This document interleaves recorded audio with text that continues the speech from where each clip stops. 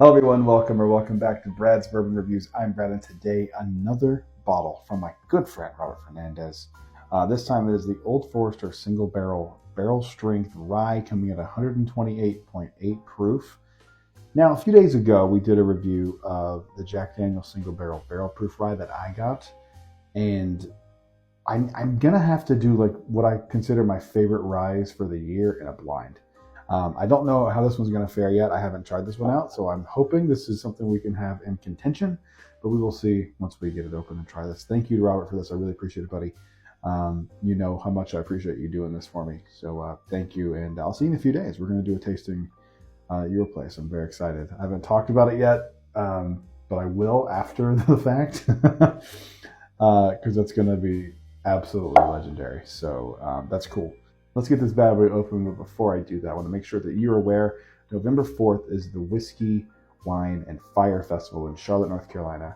Tickets are still available for that. I'm going to be there in person.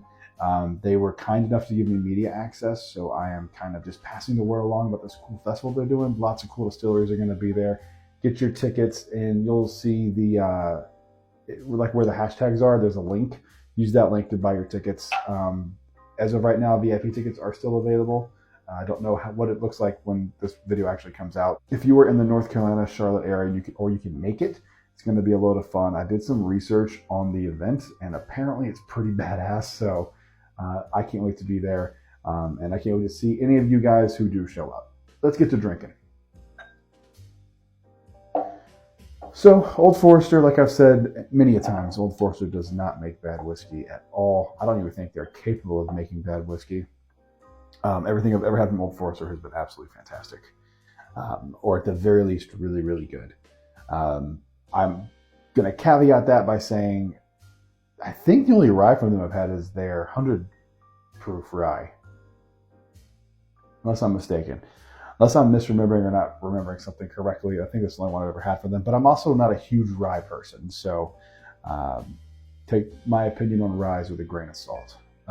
Let's give us a nosing and see what we feel.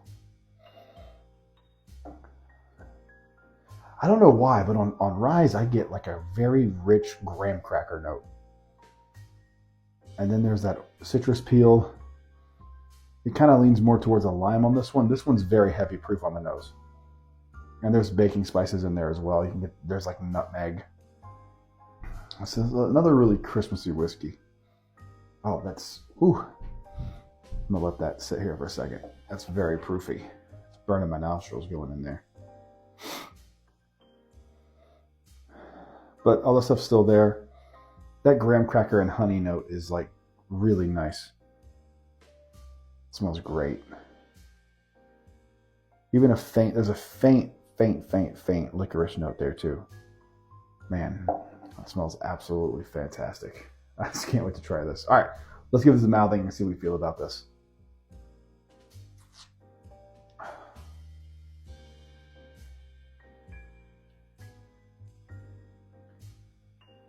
Little ethanol heavy on the palate. The legs, I mean, it's so sticking to the glass like crazy. Let me take another sip of this.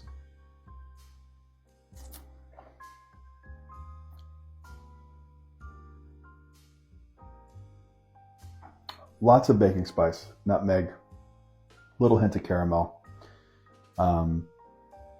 This is not my favorite rye I've ever had. It is not bad by any stretch. Ooh, there's a nice little orange zest note there.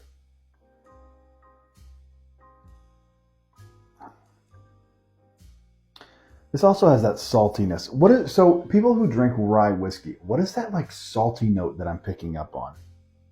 Somebody let me know what that is. I don't know a ton about rye, but in a lot of ryes, especially the higher proof stuff, I get like a very odd salt note.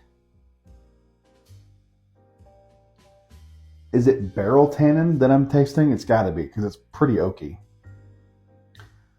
That's okay. That's all right. I mean, I'm really appreciative that he sent that to me and let me try it. But that is not something that I would probably buy. It's very oaky, very bitter. It's not bad by any stretch, but it's just not quite as good as some of the other rye releases for the year, like the Jack Daniel's single barrel proof, or even the bonded. I prefer the bonded over this, and that's a $32 bottle. So, um, like I say, sometimes when I don't like something, you can't like them all, and this one to me just kind of falls a little flat. Um, the nose is really nice though.